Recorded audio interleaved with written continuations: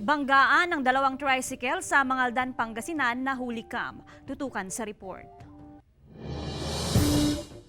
Sa kuha ng CCTV camera ng Barangay Salay, Mangaldan, Pangasinan, makikita ang isang tricycle palabas ng Lanas Road.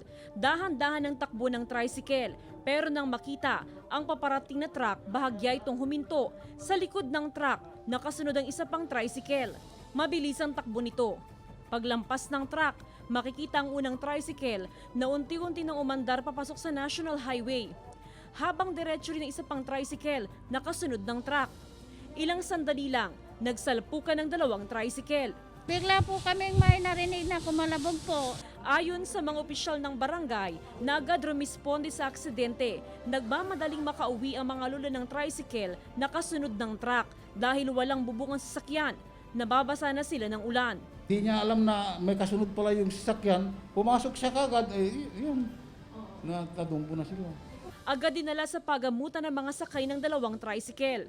Patuloy ang panawagan ng pulisya sa mga motorista na doble ingat sa pagmamaneho lalo na ngayong panahon ng tag-ulan. Madulas ang daan. So, kailangan na extra na pag-iingat ang kailangan nila, ma'am, kasi karamihan talaga aksidente natin na pag madulas ang daan. Sa maayos ng kalagayan ang mga biktima. Kasama si Daryl Peralta, Jasmine Gabriel Galban. Balitang Amyanan.